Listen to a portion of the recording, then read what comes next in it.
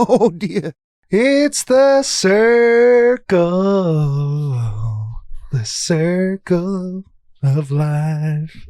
Well, we probably just lost all our listeners, but if you're still with us, hello, welcome to another episode of Oh Dear, presented by Beau's Bar and Stage. A little bit of a landmark. I guess we can make every time we come back here and don't hate each other a landmark, but quarter century mark, episode 25.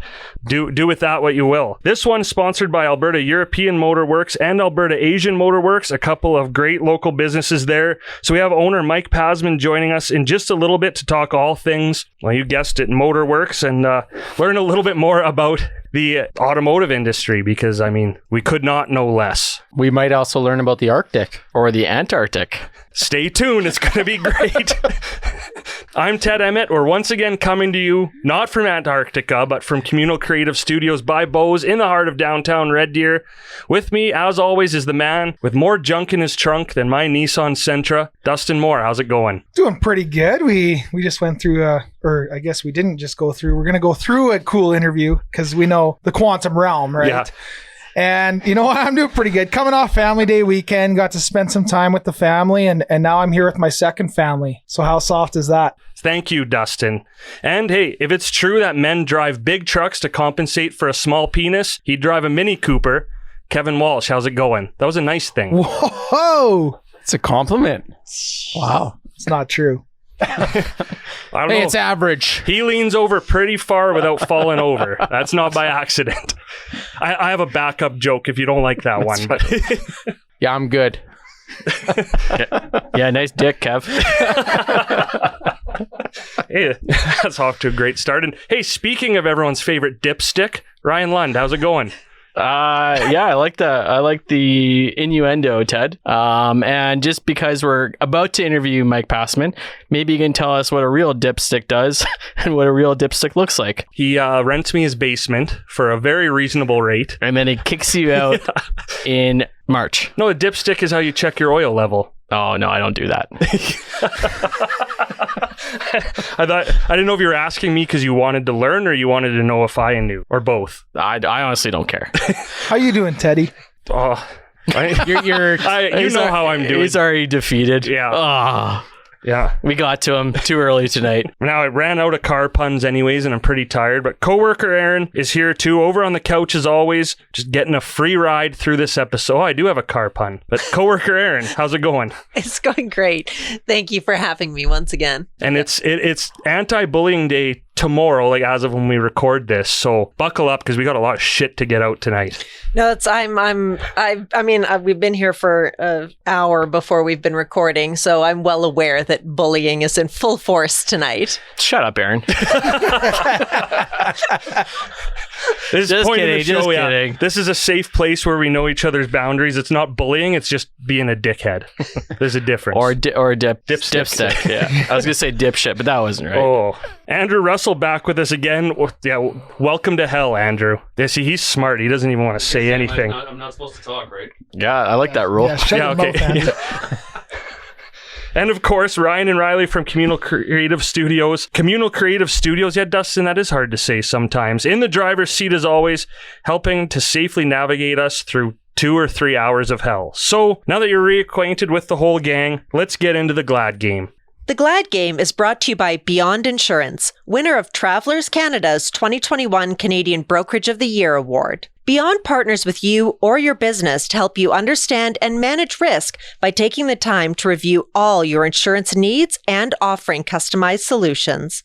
Learn more at beyondinsurance.ca or by calling 403-392-6118. Beyond Insurance, your best choice for insurance in Red Deer. First of all, one take. Great job, Aaron. It was not one take. But just want a quick shout out to Matt and Andy Cassidy because busy couple months for them. They had another baby. They're moving to Capstone. But congratulations, Matt and Andy, on your new baby and your new building. Yeah, sure. I'll kick things off here.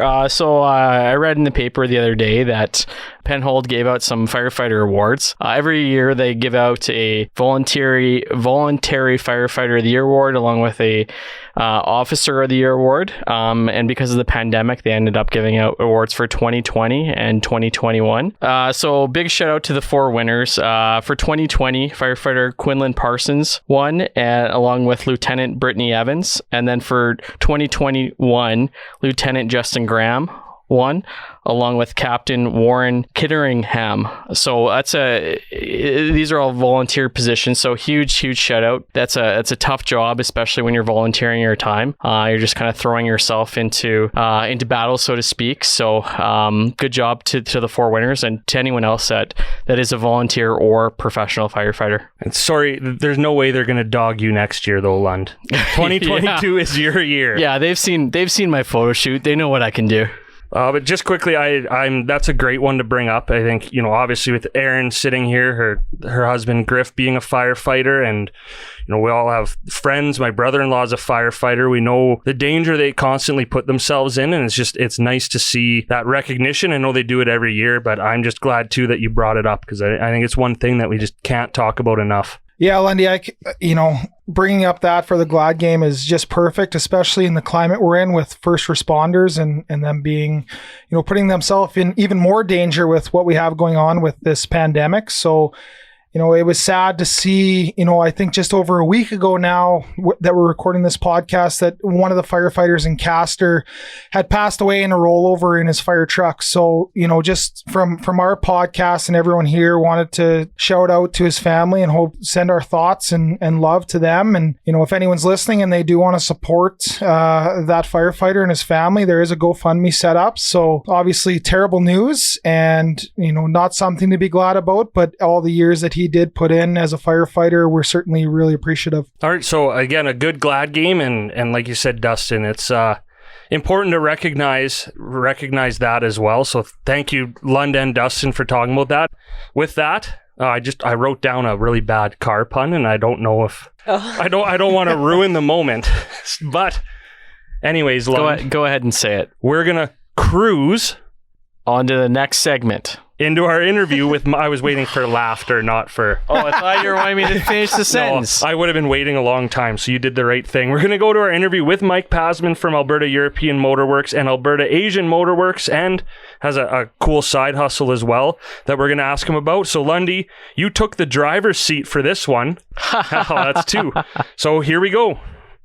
All right, we got a really special guest today. We're standing here with Mike Pasman, successful business owner in Red Deer, Alberta here. Mike owns Alberta European Motorworks and Alberta Asian Motorworks. And we're really excited to have you here, Mike. Well, thanks for having me on, guys. Appreciate it. So maybe start off by telling us how you got involved with the 2 businesses that you have. Well, Dad and Mom bought Express Automotive Center in 2001 off a guy. It was a domestic repair shop working on literally anything from semi-trucks to minivans. And probably about 2004, 2005, we started working on a couple of BMWs and realized there was a market for it. And so we went strictly European in 2006, changed the name about that time as well. And we've been, strictly European at that shop for going on 16, 17 years now. And then about 3 years ago, the shop right next door actually used to be a Midas for a number of years. It went out of business or vacated, whatever happened there. And Dad and I must have had the same dream one night, woke up and came to work and both looked at each other and went, we should probably open up a shop here before somebody else does. And so we decided to open up Alberta Asian Motorworks, doing strictly Asian cars. Obviously at this point, because it's so new, we'll work on Ford trucks and GMs and everything like that as well. But yeah, it's been a struggle there for sure, opening up just before the pandemic hit. And yeah, great timing. Yeah, super great timing. Yeah. Right when everyone's driving everywhere. Yeah, absolutely. Yeah, when we, stay home and don't go anywhere, but bring your car into the shop and spend a bunch of money that you're not currently making on it. Yeah. I guess that was, you mentioned it a little bit, but that was one of my questions coming into today was, can I bring my Dodge Ram to your repair shop if something goes wrong? Yeah, I mean, long-term objective, we'd love to just do, Infiniti, Lexus, Nissan, Acura, kind of stick with that. Not to come across as ignorant, but we wanted to we'd love to stay in that high-end market because at the European shop, that's all we do over there. BMW, Mercedes, Jaguar, Land Rover. So if we could, we'd love to just do Acura, Infiniti, Lexus over there. But, right now, just kind of building our clientele, trying to penetrate the market a little bit more in that realm is definitely a little more challenging right now. So yeah, we'll work on anything. I mean, our techs are, one of my female techs, she's dealership trained from Dodge. She worked at Hyundai, Dodge, and I believe Chev. Can't recall 100%, but definitely got lots of domestic training there as well. So yeah, we've got everything, all the tools that we need for that stuff too. So definitely can work on your Dodge truck for sure. Love it. I'll be bringing it by. Yeah, not saying no to anyone's money right now, I think is a very good business plan. Yeah, and that's exactly it, right? I mean, being hopefully trying to get out of this pandemic sooner rather than later. Holy hell. Well, it's over in Alberta. For sure. Yeah, well, I mean, everybody just does whatever they want now, so we might as well just carry on. But yeah, so I mean, just kind of building the clientele and getting that client base up, it's definitely something that, we'll work on anything for you for sure. So for those that don't know, you guys are located on the southbound gates at the bottom of the North Hill. Have you guys always been in that since you bought the original business back in 2001? Yeah, so Express Automotive Center has been there, oh my God, since the 90s. Like that's been a shop since the 50s. We've actually got a picture up on our wall from 1965. It was an old truck stop. They actually had the bathrooms at the European shop were outside the business because it was a gas station and a truck stop. So they had the one bathroom actually had a shower in it at one point because the truckers used to use that. So yeah, that shop's been there forever. And same thing with the where the Asian shop's located. That's been a repair shop, man, I don't even know, since the 40s or 50s. I think it used to be a Ford dealership back in the day. Back when it was on the outskirts of Red Deer, probably. Yeah, I think that if you look back, I think Michael Dawes got some picture of it on a Facebook page because Gates Ave it was north-south bound in that one. On the one side, they didn't have right, and so there was not like a traffic circle, but like a four-way stop at our intersection, and that's basically where the city ended. So yeah, it's been around. That location's been there for a long, long time. So Mike, I will say I'm pretty jealous today because we talk about family businesses. You talk about you and your old man. My dad had a car dealership. I know not one lick about vehicles, like none. So he decided it would be good to part ways with that before I came through.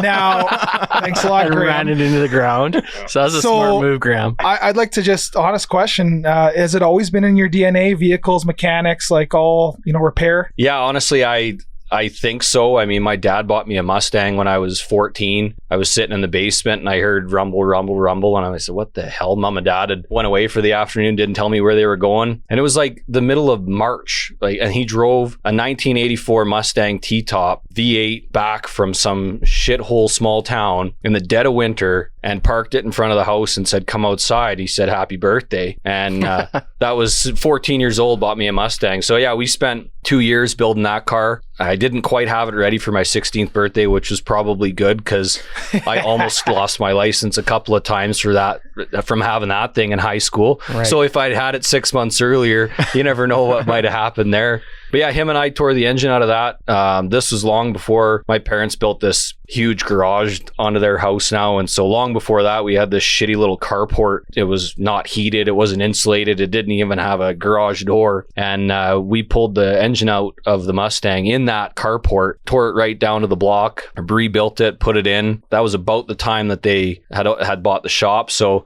it spent a lot of time in the back bay getting extra power wires and shit. I had a double battery in that thing. I had the fucking sound system in that thing, man. You probably had a sweet deck in there. Oh, buddy. I had it had like one of those removable face plates, just in case. Yep. Oh yeah. No, it was sweet. So I don't know. My dad had cars when I was a kid. My dad's been a mechanic technician since he was 19 or 18 years old. He's got a picture of me sitting on the hood of his 1972 Mustang Mach 1 fastback when I was like maybe 2 years old. So I don't know. I think getting into the shop was, I don't know. I had this Calm teacher in high school and I fucking... I remember Calm. I probably shouldn't chirp the guy too loud because he might hear me, but he didn't have a lot of faith in me in high school and basically was like, well, the stigma around being a trades guy back then was, well, if you aren't smart, you might as well go into the trades, right? And so he said to me one day, well, doesn't your dad own a shop? I said, well, yeah. Well, why don't you get into the RAP program? You can get your hours, you can get paid. And I said, okay, well, fuck, I don't know what I'm going to do outside of high school, so we might as well. And yeah, that's where it kind of got the ball rolling from there. Sounded like a great advisor. Sure, yeah. I mean, So give him a shout out right the way now. he approached it, maybe not the best way to go about it, but Sometimes the wrong way still gets you there. Yeah, Right? Even if you go up on the 100%. curb No, a couple of times. Yeah. absolutely. I'm not sure how I didn't end up in the trades program then. Because you don't listen. I'm sure your comm teacher told you that many times and you just weren't listening. So Mike, when we talk about more the customized kind of auto repair shops, for someone like me, or when you buy a car from a dealer, obviously usually you get a certain amount with a warranty or whatever. And then a lot of people just it's easy to call your dealership and just go there for whatever repairs. But what's the advantage, other than obviously supporting a local business, to go into a specialty shop like Alberta European or Asian Motorworks? Well, I think, I want to say our sort of claim to personal fame, I think if I can speak bluntly, is it's very personable, right? Like when you walk into a dealership, especially the big dealerships in the city, BMW, Mercedes, you're just a number to them. They don't give a shit who you are unless you're buying a brand new G-Wagon every year and you're dropping, $300,000-$400,000 grand a year. Okay, cool. Thanks for buying your $100,000 X5. We'll see you in 6 months for your next service, or even a year, whatever it might be. So for us, 95% of the people that come into our shop are return customers. And I make an effort that if I see a car pull into the parking lot, if I don't know right away who that is, I try to do a quick search on my shop program. So when they walk in, I can go, hey, Dustin, good to see you. Thanks for coming back again. And I think that's the personal touch that we give to everything we do, just changes your experience at the shop. Mechanics they've had a bad rap for a long time, and we're really trying hard to change that, with our digital inspections that we do, so that we can send you pictures of your oil leaks or your dirty air filter, so that when I call you and say, hey, Kev, you need an air filter, you're not going to go, oh, fuck, is this guy pulling my chain again? Is he just trying to sell me a bunch of shit I don't need? Like, we've sent you that inspection. You can look at it. You visually see, this is the air filter out of my car. Oh my God, don't get me started on air filters.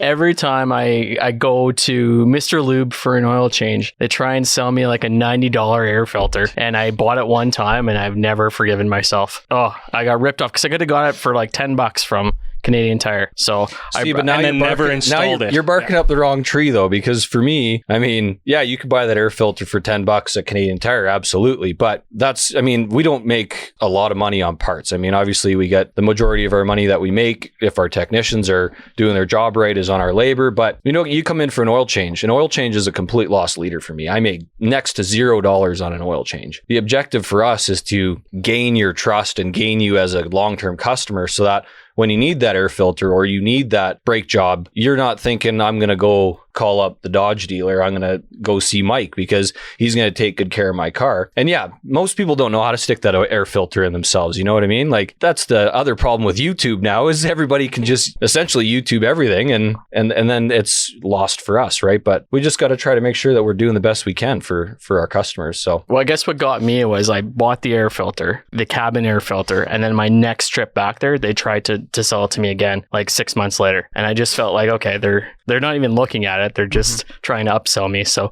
building that trust, I think, is a big importance to people that don't know a lot about vehicles. See, but again, that brings back to my point of our digital inspection programs, right? Like, yeah, you might need that cabin air filter after 6 months, especially around here. Like, I have a lot of people go, really? I need that cabin air filter again? Well, yeah, look at it. Like, the dust and the pollen and the leaves and the dirt and the gravel and all the shit that we have to deal with around here, definitely you're going to change your cabin air filter a hell of a lot more here than you are in San Francisco, because they don't have fall. They don't have all the leaves. They don't have the dirt. They don't have the dust. And they've got a lot more pollution than we do, but that's, you're not seeing that in your cabin filter. But when I send you a picture of that, even after 6 months, if we just did it, you're not going to go, oh, Mike's trying to sell me another cabin air filter again. Fuck that guy.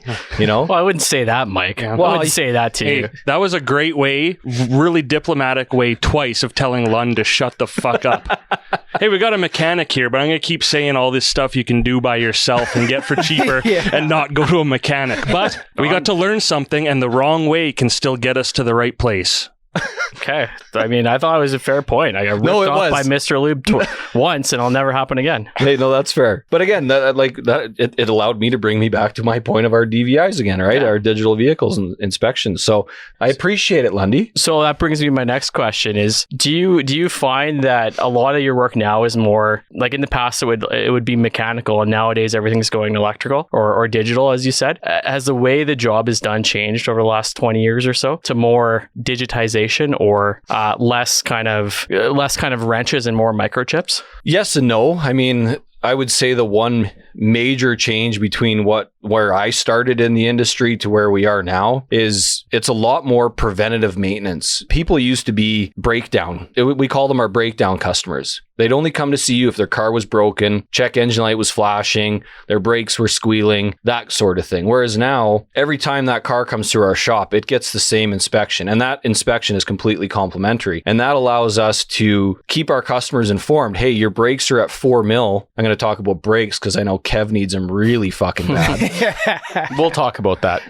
But yeah, no, you like, oh, hey, your brakes are at 4 millimeters. I'm estimating based on, how much you drive. You've got another 6 months before that's going to be squealing. So I would suggest that we price that out for you now. That way in 6 months, when they do start squealing, you already know, okay, Mike sent me a quote. It's going to be $600 for my brakes, whatever the cost might be. So you can, be a little bit more proactive with that stuff, right? Did that answer your question? I mean, we definitely scan cars a lot more than we used to, that's for sure. Well, I think it gives you the opportunity to be a little bit budget cautious too, that if you, not only are you building the trust of, hey, I'm not just going to replace your brakes now because I know we can go another 2 months on them, but now here's your quote.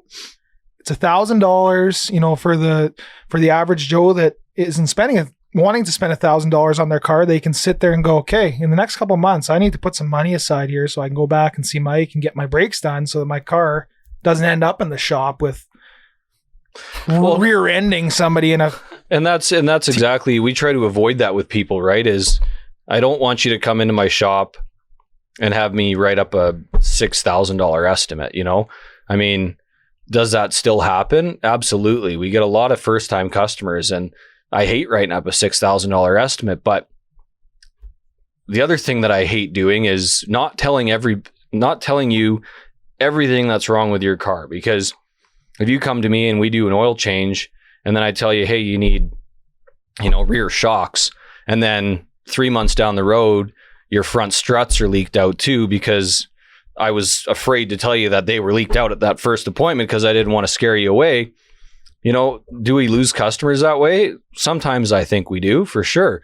But I want to be transparent, and that's the thing. We're not here to take your money. I mean, we've got a business to run. Our business is repairing cars. And I'm going to tell you everything that's wrong with your car. You still have the choice. Do you want to do it all? Some people do. And our job is to keep that car running for as long as we can and avoid you going to the dealership to buy a new one. Mike, do you still get people that come to you that don't know what's wrong with their vehicle, and so they make the sound with their mouth? Oh, buddy. Like, can you give us an example, Lund? Well, every time I hit my brakes, I go, or every time I turn the vehicle on, it goes, yeah, 100%. Like cartoon characters in your vehicle. That's what I'm picturing. Like nowadays, you can probably just run one of your scans and figure it out. But in the old days, you'd probably have to check. Probably take like a week to figure out what was wrong in the vehicle. Like nowadays, you could probably just. Well, so this is a common misconception. People think that we just hook up our scan tool and it tells us what's wrong with the car. You just don't point a laser at it and it just goes, oh, that's the brakes. Oh, it's the radiator. Oh, it's... Yeah, no, unfortunately, I wish it were that easy. One day we'll get there. One day, And, we're getting closer to that every day. I mean, cars are smart. Like, The amount of computing power in a car, the new S-Class Mercedes, I want to say last year or the year before, had something absurd like 230 modules in it in one car. I mean, that's a $160,000 four-door sedan, but still, I mean, that's a lot of different computers that all have to communicate and all have to talk. And if they see one thing wrong with one module, sometimes, depending on the communication line it's on, it could pull the whole line down. So there's problems with that. But then, the misconception again is, well, you just hook it up to your scan tool and it tells you what's wrong with it. Well, no, unfortunately, it doesn't. It goes, okay, so we've seen a fault with this system. Now we've got to try to track down what sensor, what module, what problem is causing that. That's the thing. Like that misconception still, it plagues us every day. People just think that all we do is hook up a scan tool and it tells us what's wrong. And they think it's costing you $10 to do it and you're charging them 80 or whatever it is. Right. And they're like, oh, they're just stealing my money. And this air filter costs how much? You guys want to hear something fun? We just bought a new Mercedes-Benz factory scan tool at the European shop. What do you think it cost us? I have no fucking clue. 45,000. 250 grand. I'd like to hear Lund guess. Yeah, I'll go with Cav. I'll say 300 grand. Yeah, well, you guys, you're right in the middle. We're 100 grand for this scan tool, and that doesn't pay for our subscriptions every year. And that's the thing. Like we charge money to diagnose cars, and people go, well, why? Well, like the scan tool, I got $300,000 worth of scanning equipment at the European shop, right? Like it's not cheap to run a business, an automotive business anymore. This long gone are the days of carburetors and no modules. My old Mustang didn't have a single module in it. It had a electronic ignition module. That was it. Do you think that thing gave me fault codes? Fuck no. It sounded like. Yeah. You couldn't have picked, 4 perfect guys to be doing this interview with, because I would think that none of us really know a ton about cars. So I think we're kind of the average Joe on this, and it'd be a good learning piece for, okay, Mr. No, I would Nissan say Sentra. Average Joe might be giving all of us a little too much credit, is what I'm saying. Oh, yeah. I'm way low. I'm average schmo. So just an example of kind of the great customer service that Mike and his team offer. So this was probably in the fall, just a couple months ago, and I knew I needed an oil change, and I've just been sick of the dealerships, and I have a Jeep, and I knew Mike a little bit from the gym and from high school, and so I messaged him on Instagram, and I just said, hey, I know you don't work on Jeeps, I just assumed. Can you just refer me to like a local place, because I don't want to deal with the dealerships, and I wanted a good recommendation from someone I trust. And he's like, hey man, we can help you out. Like, we'll have it in tomorrow. And sure enough, we had the Jeep in. So like you say, maybe that doesn't happen all the time, or in the future, that might not happen moving forward as you guys get busier. But I was really thankful he was able to get me in. And then I was having, I was noticing my brakes were starting to squeak, and it's a relatively new vehicle. So it's an SRT8 Jeep, guys. Just so let's put it into perspective here. So, hey Kev, what was the sound the brakes are making? Yeah. And so, I was really thankful that Mike just gave me some great advice. He's like, honestly, there's I think a rock got stuck in there and scratched up my rotor or something, and stuff that I don't understand because I'm dumber than the average Joe apparently. So don't say it, Dustin. Don't you dare say it. I don't know what he's going to say. He's going to say average schmo. Said it once and he's just going to fucking run with it now. But Mike gave me some honest advice. He's like, there's nothing really wrong with your brakes. It's just they're squeaky and there's nothing we can do about it. And he said, I can get you a quote on the brakes. It's not a necessity that you spend it. I'm never going to tell you to not spend your money here if you want to, but there's nothing functionally wrong with your brakes. They're just noisy. You're just going to be that guy. Well, so I was like, this was kind of like end of summer in the fall, and now over winter when it's cold, it is so embarrassing to pull up to a red light. And you're just like, like my wife pulls into the garage, and I can, in my upstairs bedroom that is not over the garage, I can hear the brakes squeaking when she's pulling in, and I'm just like, oh. So I need that quote on those brakes because I'm ready to spend the money. It's truly embarrassing. Whatever it takes, Mike, whatever it costs. Well, and the worst part about these brakes is, the SRT8, they got the big Brembo package on it. Literally nobody makes brakes, aftermarket brakes for this thing. Like, So I'm really excited for this quote. yeah. On the parts. We'll talk about that later. So how much cheaper would it be if Lund bought the brakes for Walsh and just installed them on his own with his air filter? With YouTube and my wrench. Well, I'm predicting that it'd probably take about a week and a half. Longer. I'll predict longer than that. You know, I'll just wait till a buddy of mine actually had a work truck, and he had some offshoot shop fix it for him instead of their regular automotive shop they take it to. And he was on a trip, and all of a sudden the rear wheel locked up. And what the fuck? So he takes it into another shop that knows what they're doing. And this was the first time I'd ever seen this, but he's driving like a Ford pickup of some sort or a Chevy. And apparently the brake pads have an inside outside. I mean, I've seen that a ton on cars, especially in performance brakes, but they had put the wrong brake pad inside outside. And it had locked up the rear wheel. And so, you know what? Maybe if Lundy does the brakes for Kev, he'll actually put the backing plate to the brake pad up against the rotor, and the things will squeal worse than before he started. Hey, you always want to know when you're coming. You always want to make an announcement when you arrive. Oh, they know. No, I would never touch your brakes. That's not me. That's not who I am. So, Mike, moving on here.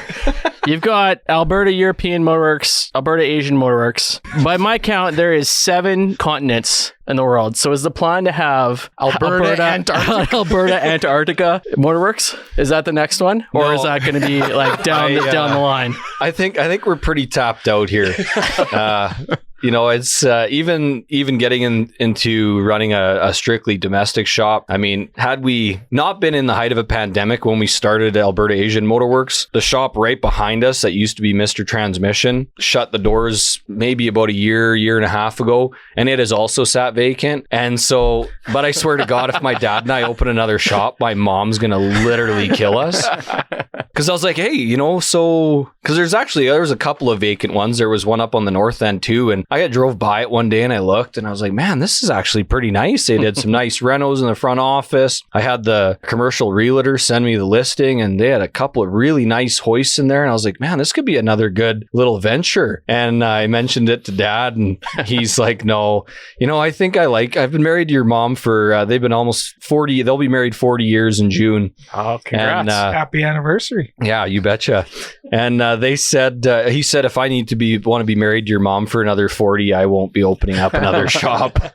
Sounds like a smart guy. Yeah, so we'll probably just stick with the 2 we got. It causes enough stress. So hey, when we have you on next time, maybe then will be the perfect time to open up number 3. yeah, maybe, you bet. Australia. Down under. Speaking of Arctic, though, it may not be a shop, but you do have a side hustle too. Because I'm sitting here on the couch watching everyone else drink this beer that you could talk. And maybe while you talk about it, Lund will do a nice little display for the camera. But just tell us a bit about your side gig here. Yeah, so side gig, I'm a local sales rep for Polar Park Brewing out of Edmonton. If you guys want a quick, fun little, like, can we venture for a while here?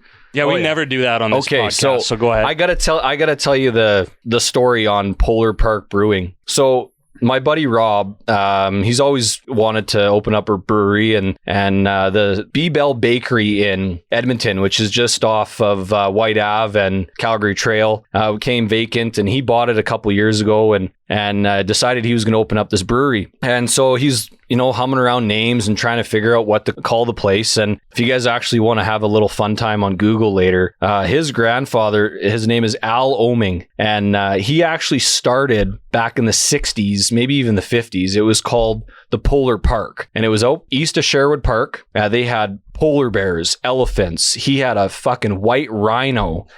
In Alberta? In Alberta. like illegally? Okay, this was the 50s and 60s. There was no rules, right? Yeah, don't worry. The Wild West. Yeah, so we've got a Hefeweizen that's called the One Tame Cheetah, and he used to bring a cheetah into schools in the 70s. That's why our parents are so much tougher than we are. Absolutely. So all of the beers that we have, the Man of the North Pilsner that Kev's drinking, CBC actually did a docuseries on Al Oming back in I'm not exactly sure, maybe the 80s or 90s, and they labeled him the Man of the North. There's a backstory to it all. If you go into the brewery, all the old signage from the Polar Park is up on the wall in the brewery. A couple years ago, I actually got to go walk the old Polar Park. The polar bear enclosure is still there. They had silverback gorillas. We got to walk into the gorilla enclosure, and then Al's son actually was the one. So Rob's dad was giving me the tour and walking around, and we were just shooting the shit. And he goes, "Yeah, so the silverback gorillas used to be in here, and they like to escape." I said, "What the fuck do you mean they like to escape?" Yeah. Let's go. So he brings me into the enclosure and he goes, "They used to push this tree over, scale up the wall." And he goes, "The only way," again, this is the 70s and 80s. So all the animal rights activists out there, don't get too offended. He said, "The only way we could get them back into the enclosure was to lure them in with Kentucky Fried Chicken." Sponsor drop. That's how we get Lund back in the house too. Yeah. So anyways, it's a wild story. I mean, I think Al Oming, after he was done with Polar Park, him and Brett the Hitman Hart's dad, I don't know what his name is, they started... Mr. Hart. There you go. They started... So how do I know that? They started Stampede Wrestling together. Yeah. Oh, wow. Honestly, this Al Did he Oming, wrestle the polar bears? No. How do you? Yeah, no. How do you go from being a conservationist to starting? Well, Stampede conservationist is a loose term. Yeah, I don't know if you listen to the story. I'm just reading what it says on the beer can here. 50s and 60s, remember? He once was. I think I'm a big fan of cans and the craft beer cans. Yeah, you are. Real mature, Ted. Big old set of cans. Yeah, I love cans. But these cans, oh my God. These beer cans are, they're all okay, I quit. They're great cans. Great to look at, great to hold.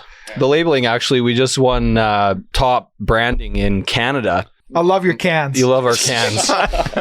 Yeah, so it's great. You know what? I enjoy it. I like the beer. The beer is great, and I decided that I feel like there's this entrepreneur in me that I really struggle to try to keep calm. And I work with a guy out of the States trying to help other shops be better at being automotive shops, and now I'm doing the beer thing, and my wife is like, "Hey, you need to slow it down." And so the beer thing is just for fun. I love to go out and shoot the shit with people, and there's no better reason to shoot the shit than over a good pint, right?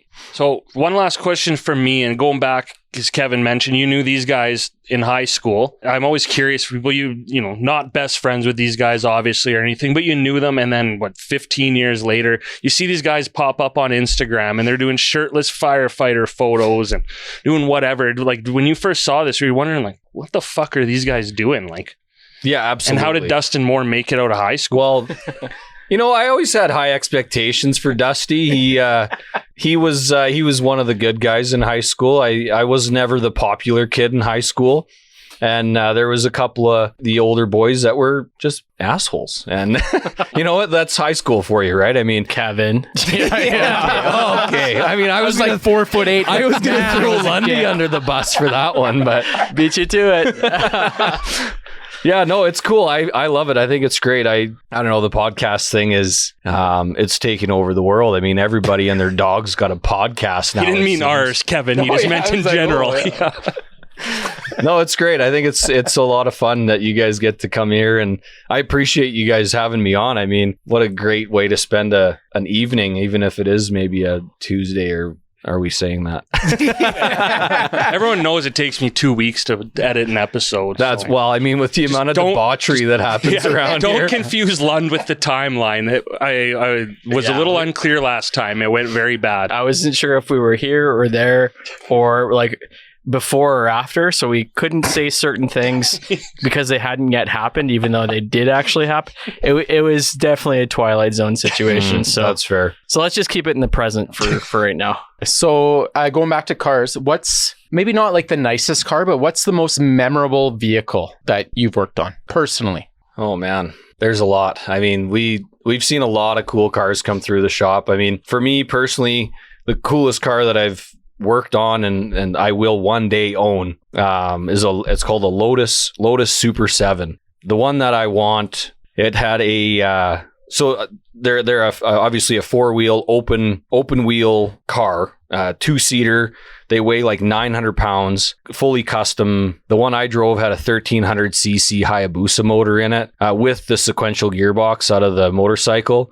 And you could literally, hopefully there's no RCMP listening to this episode, but I pulled onto gates and just humped on it. And I was 1, 2, 3 into third gear before I hit the beginning of the bridge from my shop. That's like 100 yards, not even? Yeah, ish. And I was doing 70 miles an hour. Oh my God. It's probably one of the fastest cars I've ever driven. But I mean, I know, like, working on sports cars is awesome. You know, working on Lamborghinis, and you know, we don't see a ton of them. Obviously, you know, Red Deer's still up and coming in the financial world. I mean, if we were in Calgary and Edmonton, we might be a little bit better off that way. But you know, there's a couple of guys in town that have them that allow us to work on them. Periodically, we get a Rolls Royce or a Bentley in the shop, and nothing drives like a Rolls or a Bentley. You know, they float, and they've got so much power. I mean, you know, look at a Bentley's got a twin turbo 12-cylinder engine in it that in a 2-door car, but the thing weighs 7,000 pounds, but it'll still annihilate a Mustang. You know, like, there's a lot of cool stuff out there. Just listening to you talk about cars and the passion that's behind this is like, gives me the shivers a little bit, to be honest. Like, I'm never going to own any one of these cars or never understood one word you talked about that Lotus 90, 75, 40 cc or whatever you said. But yeah, it's 40 cc's. I love hearing just the passion behind what you do and what you've built here in Red Deer. And everyone knows when they come, you know, to the bottom of that hill, they see your shop. It's a little monopoly on that corner, and I love seeing it. And I think every time I drive past. So just we've thought about moving many times, but I'm like, man, we cannot give up this prime spot. You know, like being right there on the corner. I mean, there's a ton of times that people come in and I go, well, how'd you hear about us? And I'm really hoping that it's like, I heard your radio ad, I saw you on social media, because that's the shit we spend money on every goddamn month. Oh dear podcast. Right? There you go. Shitty podcast. It's taken over the world. Yeah. But, you know, there's so many people that come in and they go, honestly, I've been driving by for 6 months. There's people that say they've been driving past for upwards of 2 years. And then they're like, I thought I'd pop in and give you guys a try. It's like, well, I'm happy it took 2 years of you driving by, but welcome. We appreciate your business. So, Mike, before we wrap things up here, besides just popping in or driving by, how else can people get a hold of you? You said Instagram. We're everywhere. Instagram, Facebook, LinkedIn, Twitter. If you hit up Google and type in Alberta Asian Motorworks, we'll pop up.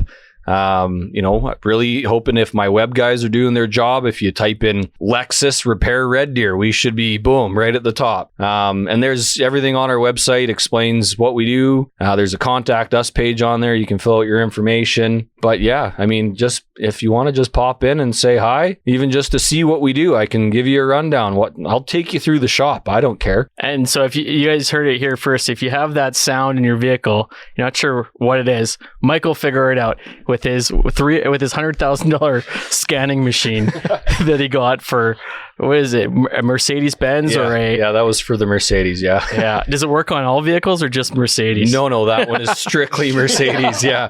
Unfortunately, yeah. Shit. Not Nissan Pathfinders or Sentras or... Nope, I do have a scan tool for those though, no worries, yeah. Perfect. We'll see. I'll take you outside to my car and you can look at the one side and see if the expert can figure out what's wrong with it. There's an 8-foot gash on the whole side. Oh yeah, You can't see, and miss that's another thing. We don't do that stuff. You know what? Bodywork that's a whole other realm of expertise. And you know, if you come to me and say, "Hey, Mike, this is what I got going on," I walk out to your car and I see your 8-foot gash in the side of your vehicle. I'm going to give you a recommendation for a shop because I got a good buddy of mine that runs a body shop in town. He does great work. Him and his brother run 2 separate shops. So I got a recommendation for everything. Honestly, if it's something we can't do, I'll make sure to pass you on to the right place. But most of the time, we can take care of it for you. That's for sure. Or we'll talk. We'll take this offline. We'll talk later. Yeah, sounds good. Yeah, I wasn't making it up. It's quite large.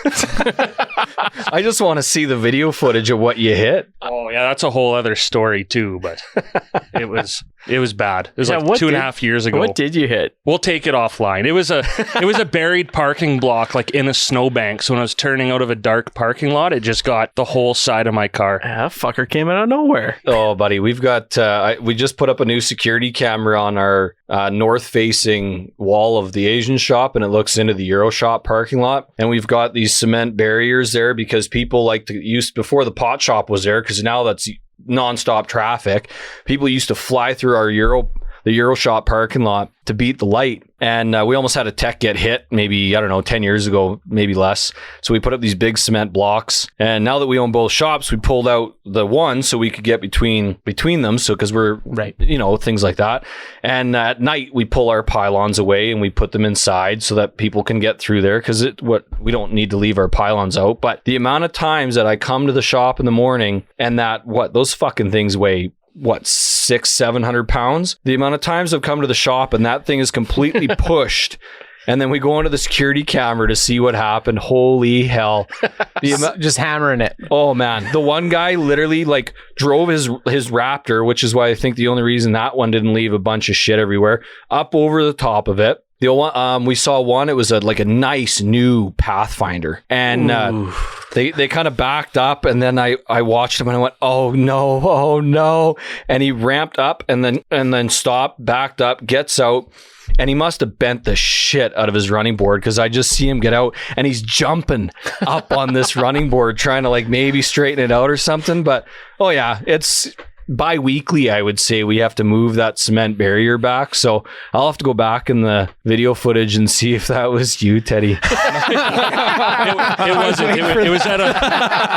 First of all, I don't think my Nissan Sentra could make it up and over any of that. But no, it was at a competing brewery. Oh, where it happened. So okay. Yeah, nothing cool. I just misjudged a snow pile. And competing breweries, we don't have those. I mean, I love the craft beer market. I think it's great. There's so many of them. They all make great beer. I love to try them all. I mean, obviously, when I sit at home, I got a fridge full of Polar Parks, so that's what I drink. But you know what? If you open my fridge right now, I've got Blind Man in there, Troubled Monks in there. I love craft beer, and I think it's great. I mean, you got to support everybody to keep everybody going. I mean, that from my perspective as a business owner for automotive shops, I'll never talk ill about another business. I have a lot of people that come into my shop and go, I just had this here, or, oh, I just had this done here. And I said, you know what? I'm not going to talk ill about another shop. I'll just tell you what I see, and then we'll go from there. And I feel like everybody should do that, We'll do that for you. We'll stand outside of other dealerships and just talk shit. Lundy will spin a sign. Yeah. This place sucks. You can get this for $10. Yeah, these guys know what they're talking about when it comes to cabin air filters. Mike, we really appreciate you coming in today. Thanks for dropping off this Polar Park Brewing beer. It was delicious. I know I'm speaking for everyone here when I say we learned quite a bit today. I'm not sure how much we'll remember, but that's what the recording is for. So cheers, Mike. Hopefully you guys open up that Alberta, Antarctica, European... No, Alberta. I was really hoping he was going to nail Alberta, Antarctica Motorworks next time we see you, and the other 4 after that. So cheers. Well, yeah, thanks for having me on, guys. I really appreciate it. I was almost nervous about this, but I figured hanging out with a bunch of buddies I knew from back in the day. Holy shit. It was great to see you again. Yeah, thanks, Teddy. And Lund, last thing though, what do we have for him to hang in his shops? Oh yeah, we have this lovely firefighter picture of us, fully clothed. No, just kidding, half clothed. And yeah, you can put it in both shops. So you're welcome. And if you pay us $10, we'll sign it for you. Well, I just want to know if Lundy was packing there or not. I can confirm. I can confirm there was 2 socks inside. No, just socks one. inside those boots.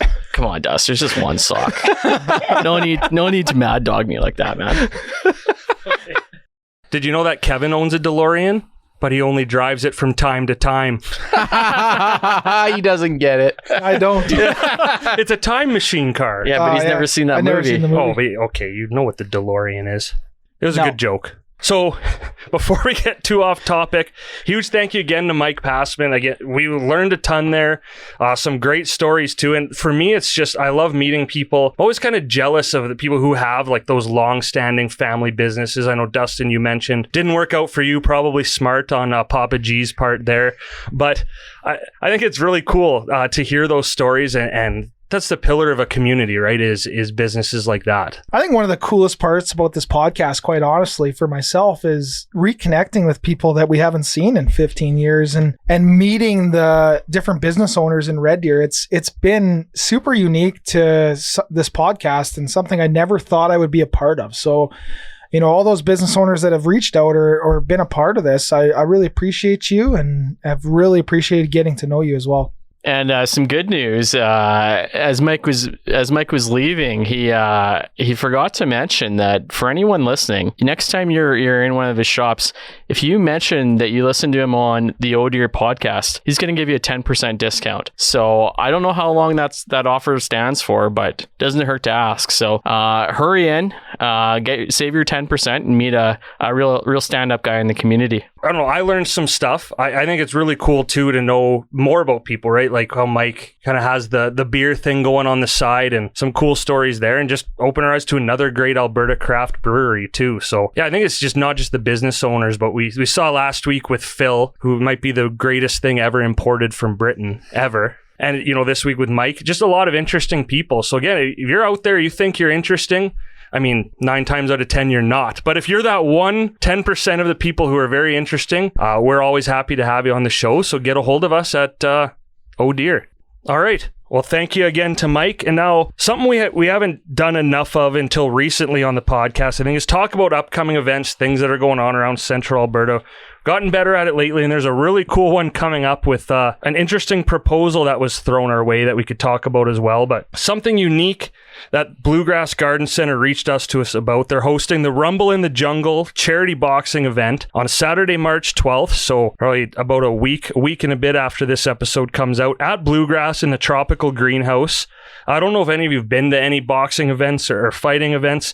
It's a lot of fun, and this is a great way to support some amateur Canadian athletes and raise some money for charity in the greenhouse. So I don't know, have any of you seen live boxing? Any type of fighting? I've never been, but obviously I've seen fights on TV. Going back to the actual fight though, it's huge. So they started off with 9 matches and 18 fighters. Now they're up to 18 matches with 36 fighters. So it's a lot. It goes from 6 to midnight. So like it's a lot in one night. So it's going to be a lot of action. Again, if you've never been to the live events, they're a ton of fun. They have fighters coming in from BC, Ontario, and Quebec, and 5 provincial champs from Alberta too. So again, you can support some local athletes there. It's $45 a ticket, which comes with signature drinks. Bose will be there selling burgers. Sawback will be there selling beer. So again, a very local event. You can get 15% off in-store shopping if you want to buy some grass when you're there. It's not that type of grass, Aaron, but... Thank you for the clarity on that. Yeah, you looked a little excited, but and all the proceeds from the event go to charity as well. So you can go to Bluegrass, find them on social media. You'll find the link for the tickets there. And again, I'm really excited to go to that. I think she said it holds about 1,000 people in there. So if you're eager to get out and go to an event again and be around people, if you're not comfortable being around that many people, that's okay too. But I think it's a great event, and it's awesome to see, you know, these things start to pop up again and something really unique. So thank you again to Bluegrass for reaching out to us. Again, same thing here. We love promoting these events. If you have something you'd like to promote, especially when it's charitable, reach out to us again. We're always happy to talk about it and let people know what's going on. So before we move on, as we have to give a quick shout out to our good friends at Door Tender, because it's still February when we're recording this. Everyone but me is enjoying some beverages. As always, courtesy of Door Tender. And Dustin, you made a special order for a very special day. Yeah, it's National Margarita Day, so Bobby Margs is in the house again. Appreciate it for coming to grace your presence in that nice green can. But Dustin loves cans. Yeah, I love cans. You learned about that earlier. Earlier? Yeah. Later? Earlier. Quantum realm. Yeah. Oh, that was it. Okay. So you left me hanging there. And right now, it is real not nice out. So free liquor delivery is real nice. If you haven't already, check out Door Tender. You can get free delivery or pick up in store. Honestly, the rewards program too it's pretty awesome. You can rack up those points pretty quickly, which is also real nice. So drink up, fellas, because now we've got to go in to check in with Andrew for our Andrew Russell Real Estate Minute. We give him a whole minute? Thanks, Ked. Tell him Bundy sent ya. Oh, don't do that. Al Bundy. Ted Bundy? Oh, yeah. No, Al is right. Who the hell's Al? For Married with You. Al's Did it? Oh, yeah, I did You it were right. Who the hell's Ted Bundy? He's a mass murderer. He's a serial killer. Zac Efron. We hijacked that segment from you. Thanks, Ked. So to change things up this week, I put out on Instagram the opportunity to ask me any real estate questions that some people had. And I actually had two good questions brought in. So Jody asked me, I keep hearing the market is hot. Are prices going up? And the answer to that is Red Deer detached homes are up 10.5% since 2019. Yeah. So fairly significant increase since 2019. And I do think things are going to continue to trend up. The other question I had sent in, so Sean asked me, how important is home maintenance to long-term value? Which is a great question because it's extremely important.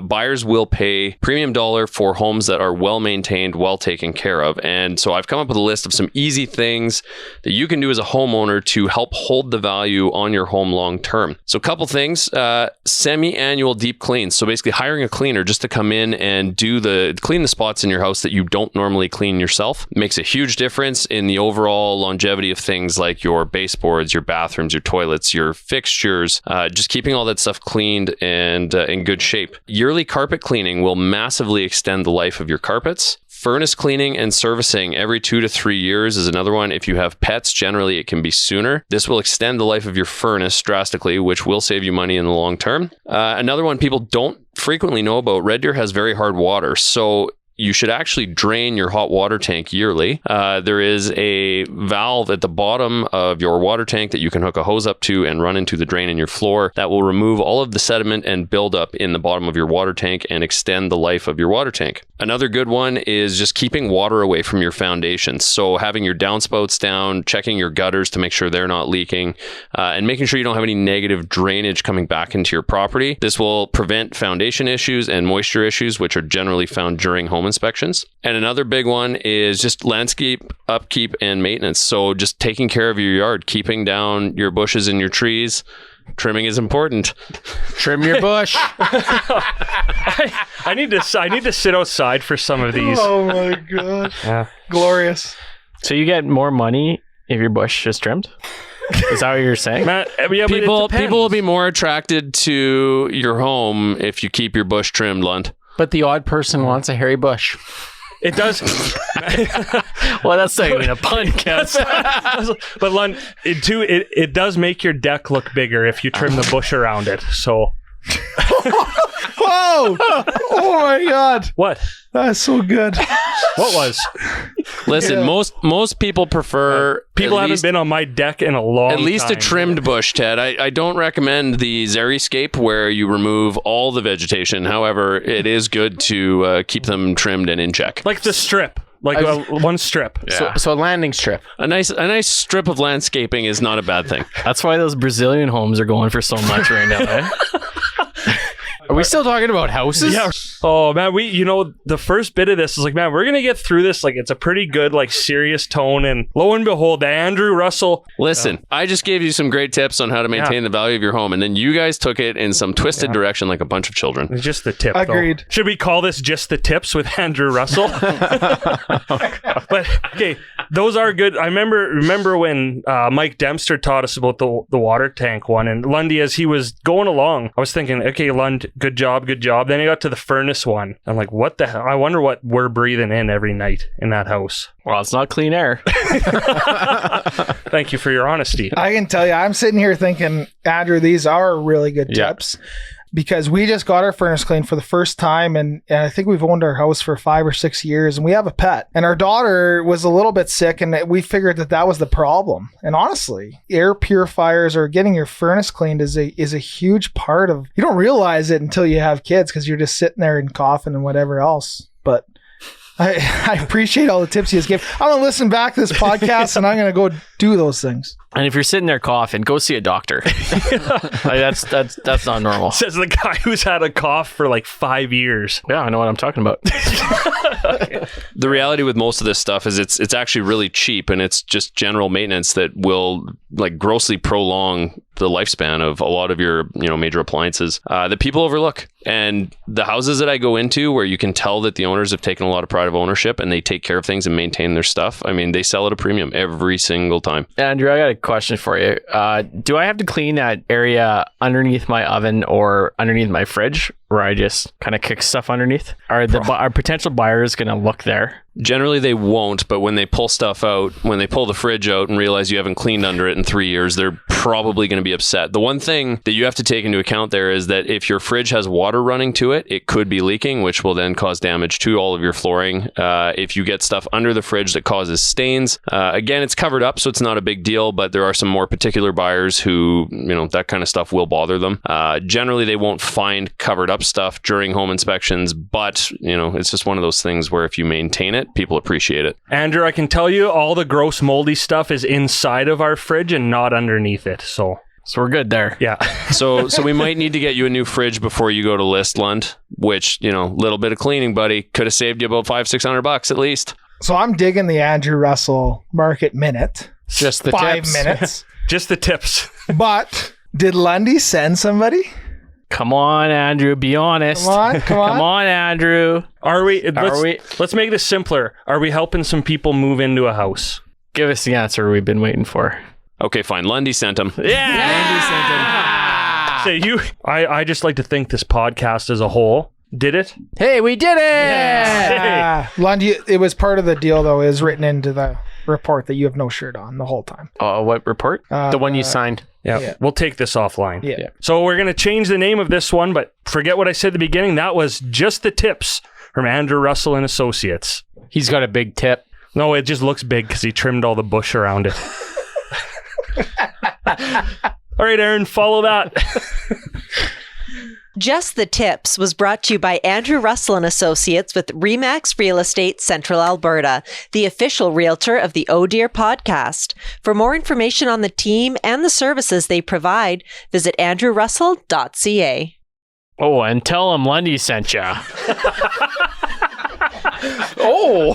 Sorry, I'm not used to just the tips. So speaking of Andrew, because there's something we've got to talk about. I've still got a week left right now in my mega drive February. Huge thank you to everyone who's donated so far. Andrew, you made a huge donation to kickstart things and wanted to shave my head. Unless something crazy happens in the next week, I think I'm going to fall short of my goal, but still raised a ton of money, which is awesome. I feel great too. Like it's been a great couple weeks so far, and probably like with all three things, going to keep it going into March as much as I can. But for your generosity, I don't want to let you down. So Andrew is going to get to, starting next episode for the next 4 episodes, style my hair however he wants, and it's going to be on camera, going to be on social media.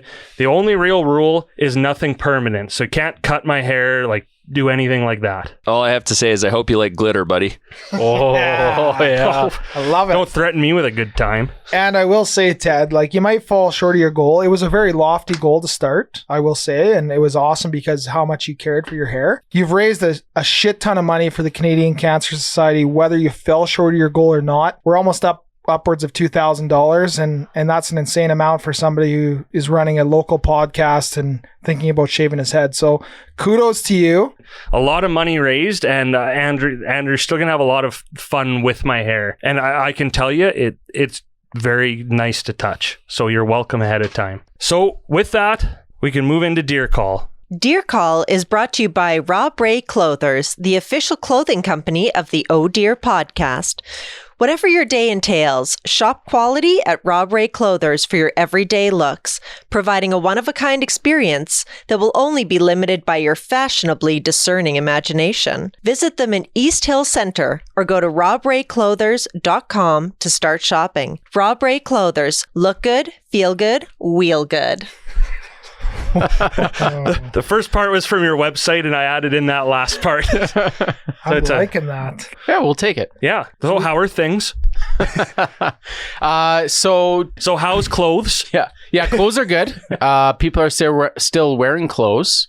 But no, in all seriousness, we got a lot of spring inventory coming in. So we got some new brands coming in that we haven't carried before. And then just, a ton of new summer stuff. So lots of shorts, lots of casual wear.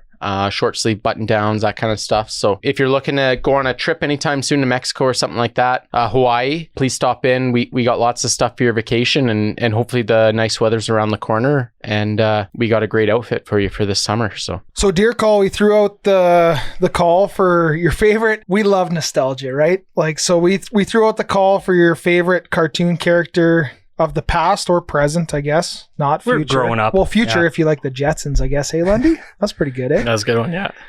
So Kayleen, Jesse, and Jeremy said Darkwing Duck. And I think, us six, I guess, or eight, grew up in an era where Darkwing Duck was the man. Saturday mornings. Does anyone remember his chant? No. I'm the terror that flaps in the night.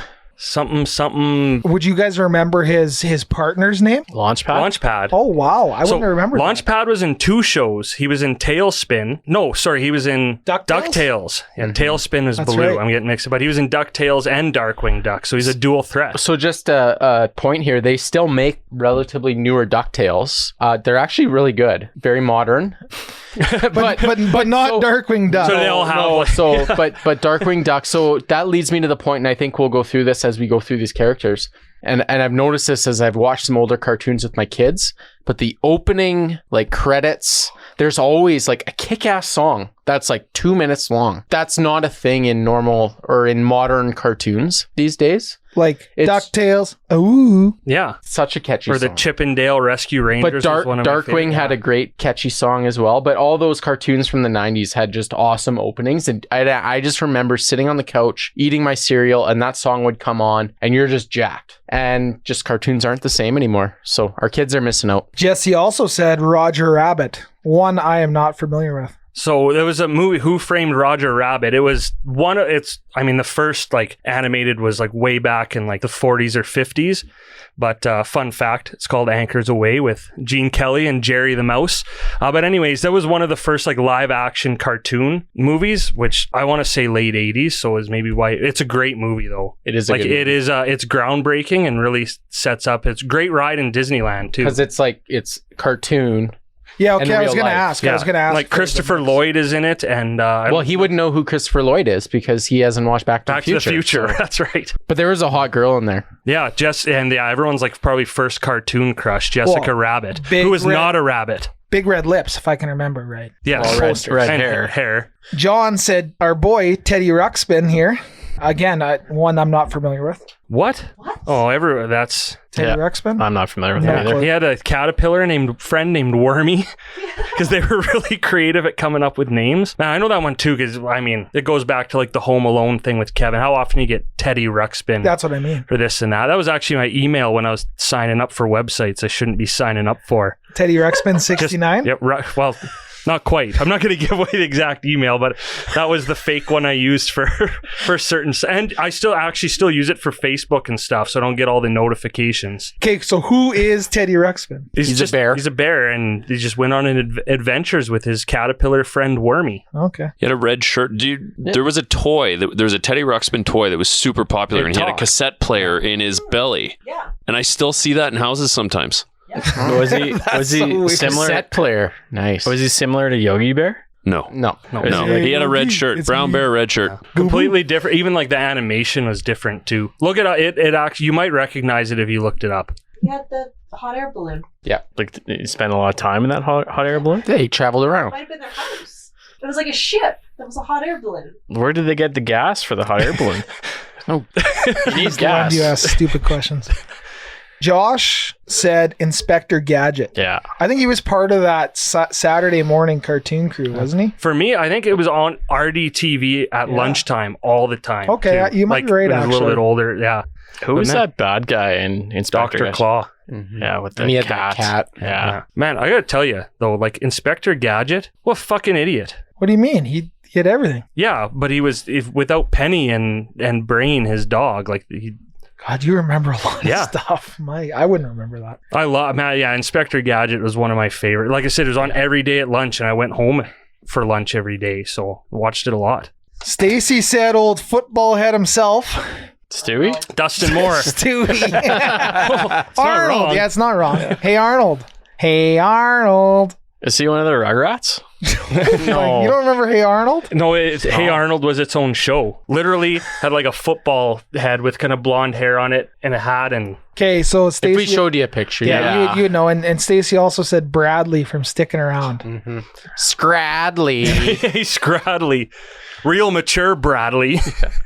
You didn't know that one either? No. You don't remember Sticking Around? was What was that one about? It was about a bunch of stick characters. Yeah. It was hilarious. it was, yeah. Really? Yeah. No, I don't think I watched That one too was on YTV all the time. And it kind of had like it had real people in the newsroom, kind of, right? Yeah. Is that right? Oh, okay. I do remember that then. it was a great show. Yeah. Bradley. Didn't that actor go on to work on the Weather Network? No, that was Student Bodies. You're thinking. Oh, Yeah. Student okay. bodies. But you are, yeah, and not a cartoon. Well, I guess that's half cartoon. They had cartoons. Oh no, So maybe that's the one I'm thinking Sorry, you're of. thinking Yeah, Student I'm thinking of Bodies. Student Yeah. Bodies. Yeah, Sticking Around was just a straight Just a- cartoon. Anyways, Katie said Animaniacs. I like that you're singing us into all of these. I love it. Animaniacs was one of my favorite personally. It followed by Pinky and the Brain. I think maybe comes up later. Well, Pinky and the Brain started off as a inside as a Animaniacs, yeah. right? spin-off, right? Yeah, but it was back to back after a while. Did you guys watch Animaniacs? Oh, really? Yeah. Maybe a little Those bit. guys were crazy. Like, who were the main characters in it? Well, there was 3 Animaniacs. I can't Wacko, Yakko, and Dot. Oh my God, this No, guy's I good. didn't. There's like they've rebooted this one too, actually animate. But I just remember all the side thing. The good idea, bad idea is like one of the funniest little sketches. That's what I remember most from Animaniacs. But it was like a cartoon version of a variety show. They There's different also characters and threw in a lot of adult jokes. Oh, The yeah. one about fingerprints Yeah. was like, once I understood it, Go was ahead. hilarious. Go ahead and tell that joke, Aaron. They were talking about fingerprints, Yeah. but So she heard fingerprints. so she was holding And she's Prince. holding like Because Prince back the then, singer. Prince was a Oh, big yeah. deal. Yeah. Or the artist Prince- formerly known as Prince. And Prince she's is talking still a about big deal. like handprints or something. They said, "You mean fingerprints?" And she was holding Prince and said, "I don't think so." It was great. Yeah. I love it. Not the way we told it. Ted did a better job. Yeah, but that part probably won't make it, but it was great, and that goes back to Hey Arnold too. A lot of adult humor from the grandpa in that one. So you had a lot of shows we need to somehow find for you. Yeah, no, Yeah, I'm surprised actually a little bit. He was watching bird documentaries. Yeah. that's where the real action was. Yeah. Brad said Spider-Man or Raphael. So Spider-Man, obviously, Yeah. for everybody. That song But too. who was your guys' favorite Ninja Turtle? Was it Raphael? Because mine actually was. I think mine was too. I was actually a big Bebop and Rocksteady girl. so- Boo. Until the most recent movie, that was terrible. But yeah, I don't I was a big Donatello guy. see. I thought everyone was Michelangelo, and I was. Well, he's 'cause just- he he's the it was funniest, easy yeah. pick. Yeah, I mean, you like pizza. He likes pizza. yeah. Makes sense. They all like pizza though. Yeah, but no Mike, he's- anchovies. Dustin, not this Dustin, said Scrooge McDuck. Who doesn't like Scrooge? Jumping in all that corn. That's out of DuckTales. Yeah, I can just picture him like diving off that diving board. I don't even know what he says, but He just spits out the coin. Yeah. Like, buddy, you just got so many diseases in your mouth. yeah. So Didn't your mom tell you money's dirty? He doesn't care. refresh my memory. Scrooge McDuck and DuckTales, are they the same duck or are they related? Are they like cousins? So DuckTales is Scrooge, and then it's like his three Huey, nephews, Dewey, and Louie. Huey, Dewey, and Louie. Yeah. And then Donald Duck's in it. Who's Darkwing Duck? He's Darkwing. Yeah. He's not anyone, like, he's not like someone else. Like, he's his own thing. Doesn't he have isn't Darkwing Duck the alter ego of somebody? Isn't his name like something Mallard or something? I don't know, but Darkwing Duck's That's completely separate. So there's Completely three separate. different duck Well, and there's cartoons. Ebenezer Yeah. Scrooge. Well, that's the original Christmas special. That's Yeah. I know. But yeah. Same. But yeah, separate people. separate ducks. Separate ducks. This is one of my favorites, and my sister actually put it on our social media.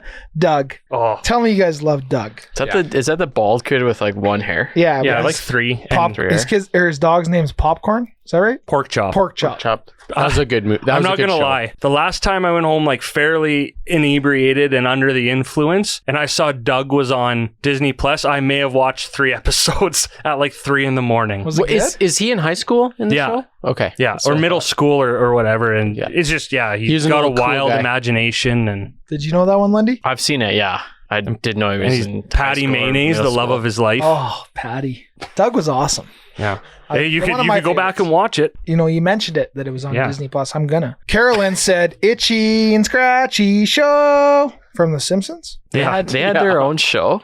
No, I think just put their They character had their on show within the Simpsons. show. They were, Oh, they were okay. within The Simpsons. They were like obviously Tom and Jerry, right? Just way more violent Yeah. Tom and Jerry. Is there a kid that didn't watch The Simpsons? I wasn't allowed to. Well, I know. I wasn't allowed to for a while either, Yeah. but I did. I We just went over at to friend's Kevin's house and ate Yeah. energy pills and watched The Simpsons.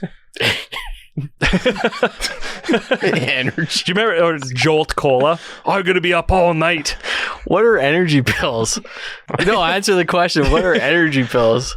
Maggie? Yeah, good question. No, my mom sold Herbalife, so like he would come over and just like rummage in her pill jar. And he's like, "I'm gonna take these ones." What a walk down memory lane. God, Those will fuck your shit up. Yeah. yeah, Not good. especially when you're only 14. You guys are wondering what's wrong with me now. Oh no, we never wonder. We know. Joe says She-Ra or Princess of Power. I not a clue. Aaron, please help us. So it was a show I didn't get to see very often because it was on channels that we didn't have. So I'd see it when I went to like my Babas or something. Doesn't hold up. Neither does Gem and the Holograms, but I remember them incredibly fondly. She-Ra, Princess of Power is the sister of He-Man. Oh yeah. Okay. Yeah. So it was just to convince little girls to buy toys. And be strong and independent. So Yeah. I heard on the radio that they're making like a live action remake of He-Man. Yeah. Dolph Lundgren did the original, correct? The most handsome man in the world, Dolph. I don't know. I always get He-Man and Flash. Yeah, Flash Gordon mixed up, but Yeah. No, I think Dolph, He-Man is like Skeletor and Yeah. Okay. if I'm correct and it was Dolph, I say bring him back. He still looks great. He can be He-Man again. Yeah. I'd watch it. I will crush you.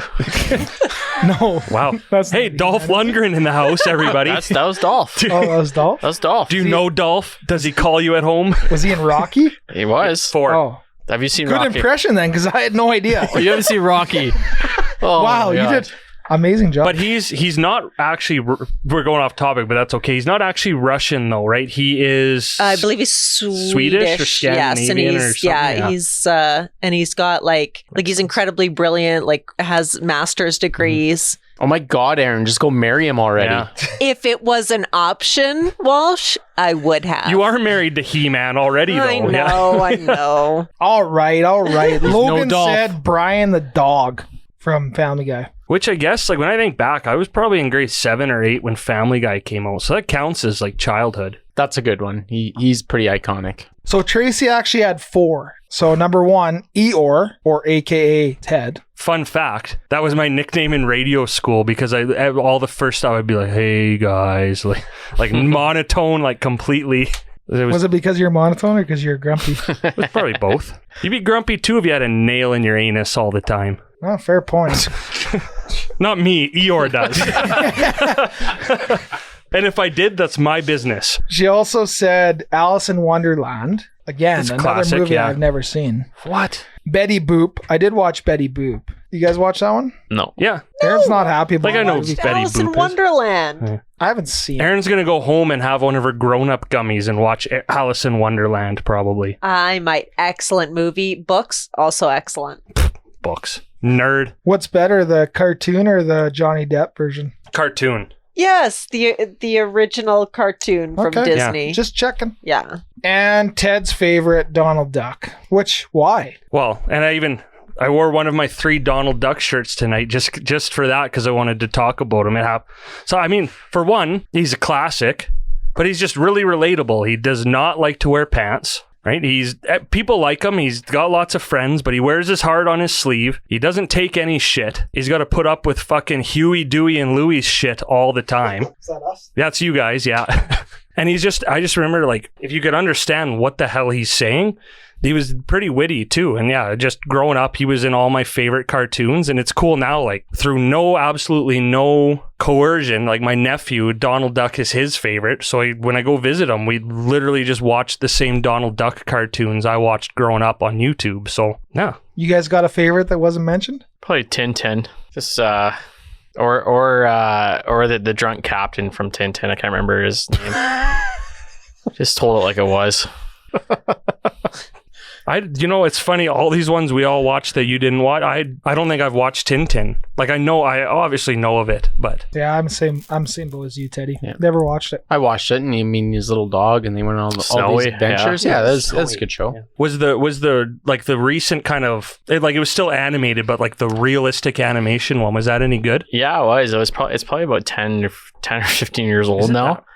But yeah, it was good. Like, it brought back memories 10 years ago. It would be cool to have like an actual live action Tintin movie. I'd pay money for that.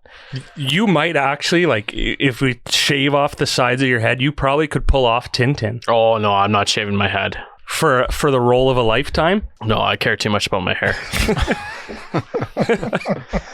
Could have fooled us.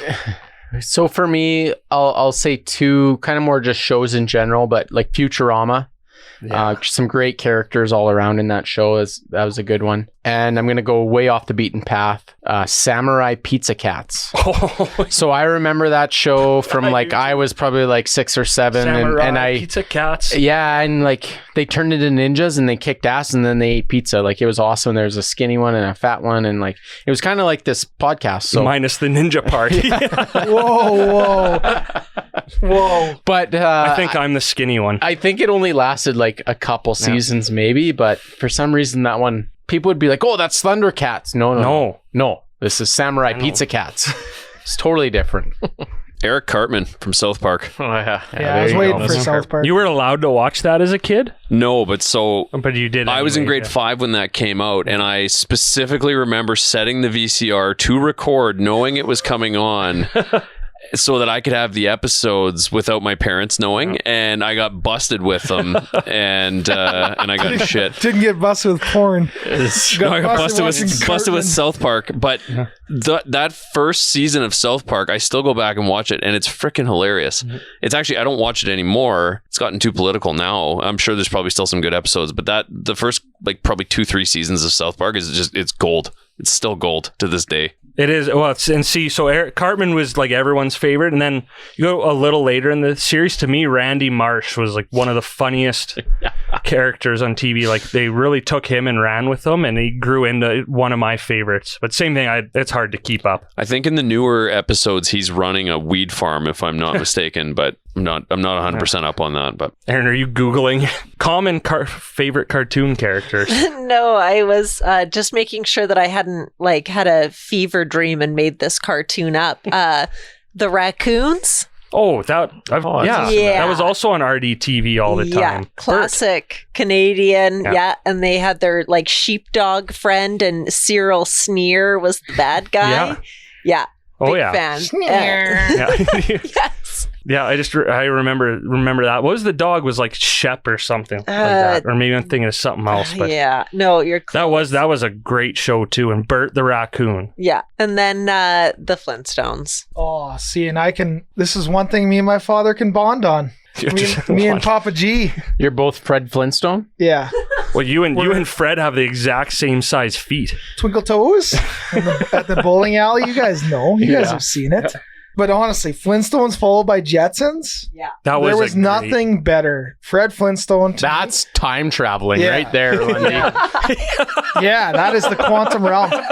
And let me just say, the Flintstones movie. Which one? Halle The Berry. first one with Halle Berry and John Goodman. Yeah. Man, like, I know it's not cartoons. We're going off topic a little bit, but frick, It was that good. good. Guess who's watched that in the last year? I said frick. Yeah. Yes. And actually, the Jetsons movie, the cartoon, also excellent. With the little, like, the minor, Yeah, like the miners or whatever. Sprockets. Yeah. Yeah. Spacely Sprockets. Yeah. Come on. You guys know this. Oh, yeah, we know. Yeah. Okay, Tintin, who didn't know any other movies, shows. They probably read books or got outside. What'd you do as a child? Play Pogs? Oh, yeah. Oh. Pogs. We went over that. Hey, anyways, don't forget, you got to order us Pogs. But that's another one I think we can go on and on with. And there's even some before I was thinking, oh, no one mentioned this, and I just forget. But no one, even like Mickey, like any of the Bugs Bunny. So honorable mention for me, because again, want to talk about bonding with your dad over a cartoon character. And don't know if my dad even still listens to this show, but Yosemite Sam from the Bugs Bunny is another one that's just, even when you watch it now, is still pretty funny. And again, relatable, because he just doesn't take any shit. Was it 3 episodes ago or 2 that Lund asked what the Tasmanian devil says? Yeah. Go ahead, Lundy. Oh, I don't think I knew. That's why I asked. Okay, go ahead, Dustin. Yeah. That refresh your memory? Yeah, that's good. All right.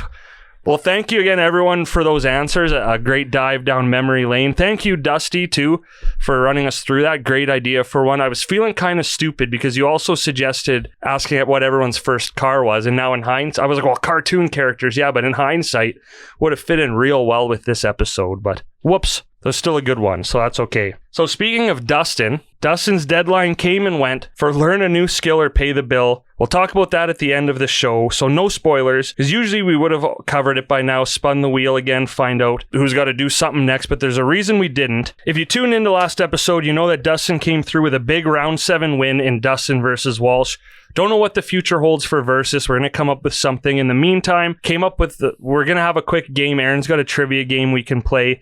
The winner is exempt from this round of learn a new skill or pay the bill, but will still get free dinner if the person fails. So Aaron, tell us the rules. We're going to go through this and see who does not have to spin the wheel. All right, I'm just stealing these facts from a trivia game I played over Christmas with my family.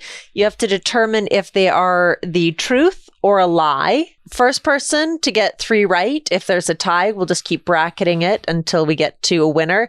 Let's do, it's going to be for good podcasting, but 1 finger up for the truth, 2 fingers up if you think it's a lie. A traditional Irish custom is for the mother-in-law to tear up her daughter-in-law's wedding dress and bury the torn pieces in a potato field. Truth or lie? Lie. Truth. That is a lie. There are many interesting Irish wedding customs, but this is not one of them. Bringing it back to bushes, the Rose of Hiddlesheim. Lie.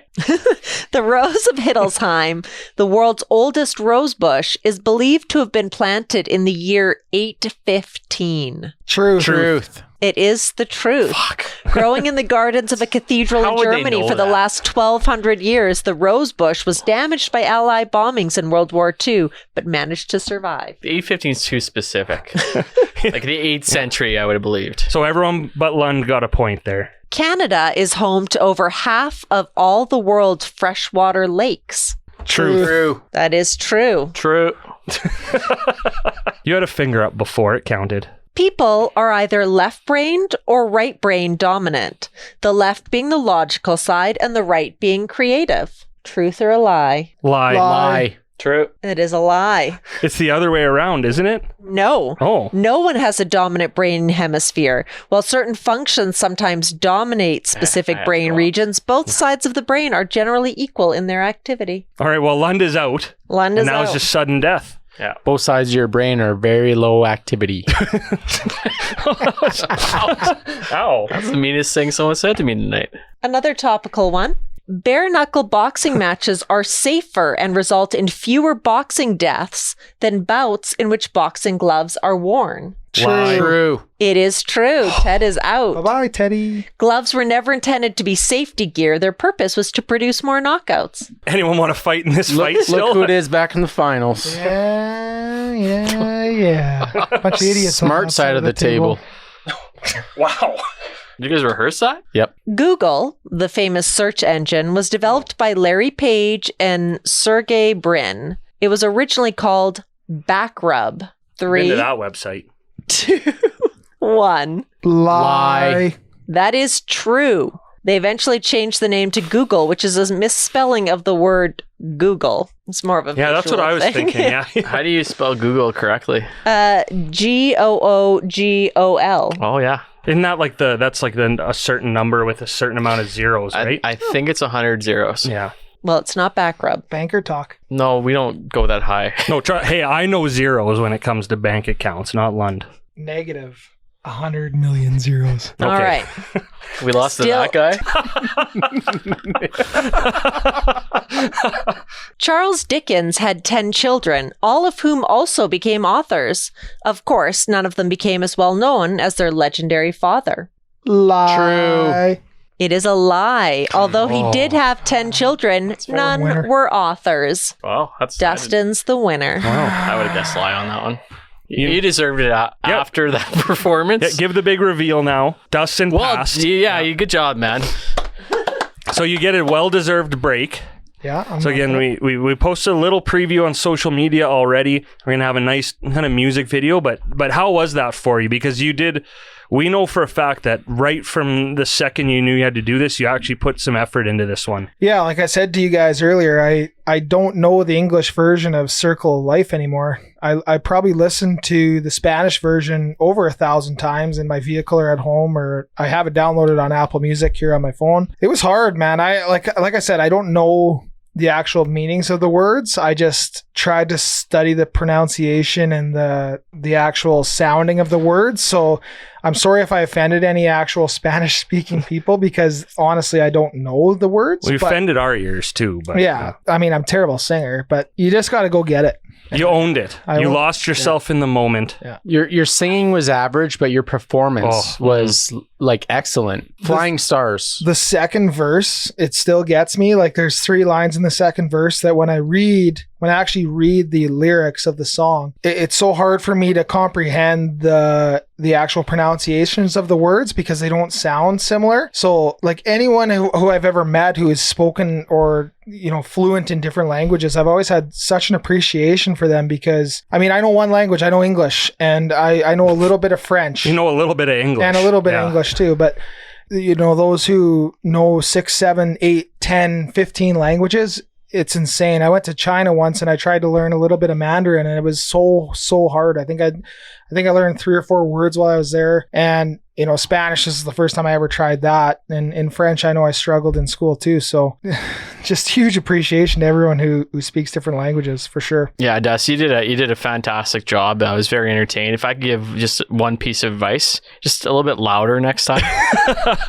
I'm a little worried about that audio. Yeah, I mean, Well, it's because to set the scene, because we're gonna dub the music over and stuff, so to make it sound better that way, Dustin just had his earphones in. So that makes you talk and sing louder no matter what. But we got to see him. We didn't hear any music, so it's just Dustin hopping around singing. There's a part where he did a flute solo where we couldn't hear the music, so he's just a guy pretending to play the flute. But he did it with confidence, Yes. though. And it was good. You know what? You could have messed up a bunch of words, but we were so entertained, and we know, like, You sold it. yeah. You sold it good. love it. I just can't wait to match it up now with Me the too. video. I and- feel like yeah. I killed the end. Like I really do feel like the chorus I killed. I'm a little worried about the middle part, but we'll see how it ends up. So congratulations. Not only now do you get a pass, but now you get a free ride on this wheel too, and you're still going to get lunch from one of the three of us. But as always, Andrew and or Aaron, you're very welcome. If you want a chance at a free lunch, to go in on the wheel as well. If you want, Andrew, that's a hard no from Andrew. Oh, no, thank you. Okay, so it's just three of us, which means that there might be a lot of spinning, but that's okay. I guess the last one's Walsh. You did the last one before Dustin, so you can either pick now. You could choose when you'd like to pick. Yellow. Oh, that's what I was Go green. I'm going to go blue. Give it I'll a come whirl. back in, boys. Light purple. Okay. Wow, he's getting cocky.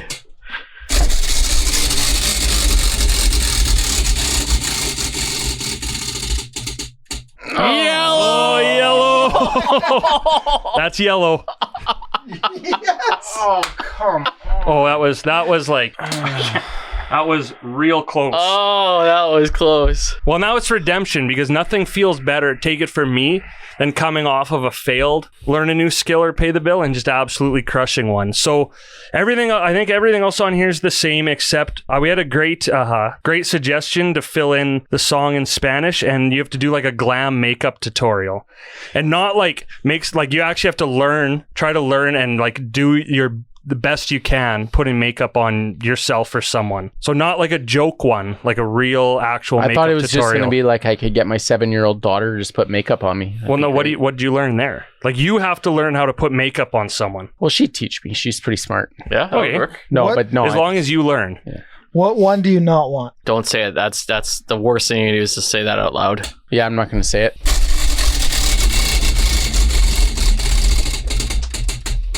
A cooking show?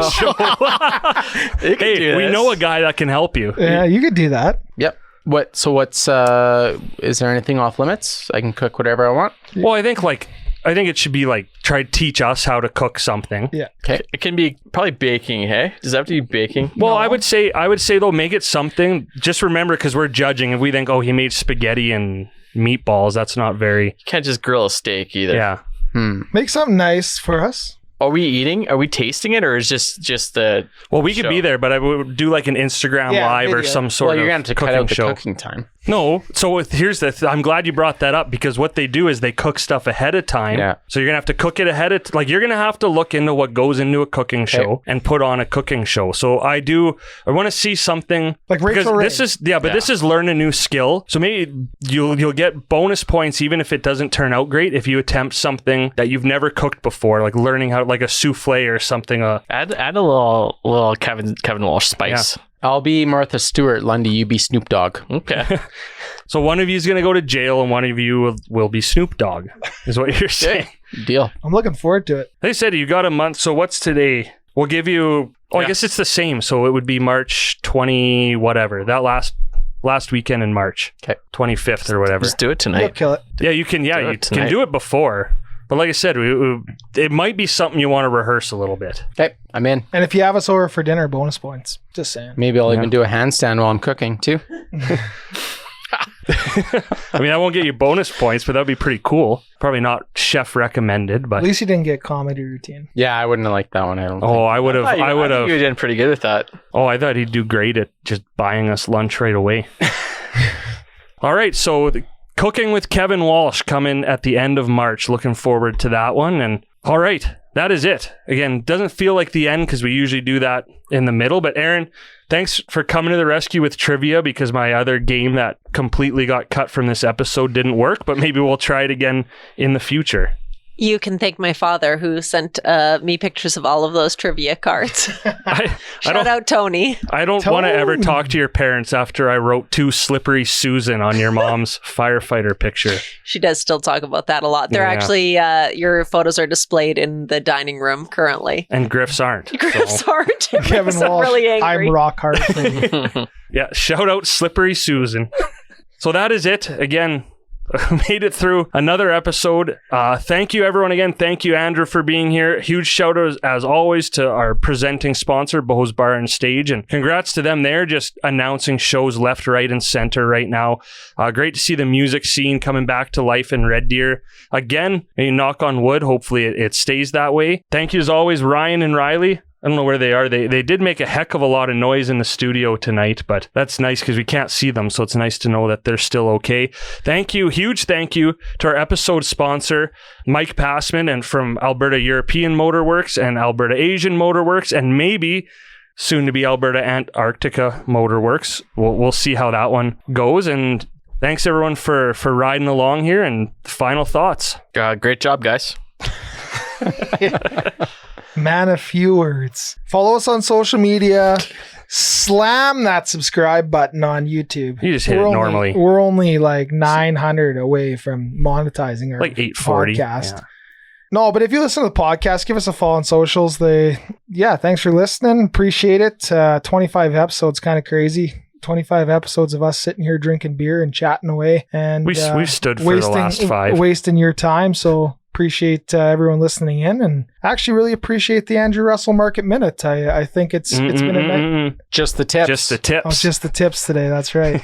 It's one thing that I'll actually take away from this podcast tonight. Just if you go home and trim your bushes, it's too cold out. Oh, where to go from there? Well, I'm looking forward to this cooking show. Like I can already tell you that my wife is going to be a big part of it.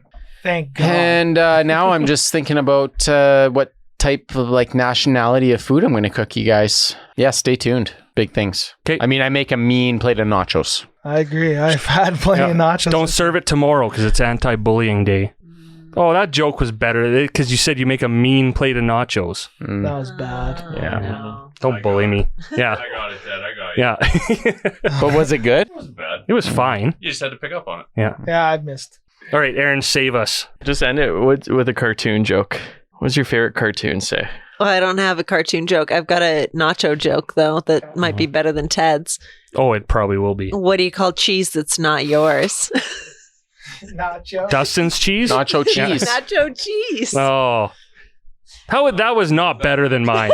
No, okay. No. So yeah, with that, oh my God, we are finally done. Thankfully, hopefully this episode edits out better than it was to be a part of. But thank you as always for listening. And I know we're great at the end here of always making you want to come back. But thank you again, everyone. 25 episodes, another fun one, another great opportunity to meet just another great person from the Red Deer community. And can't wait to see who we meet next time.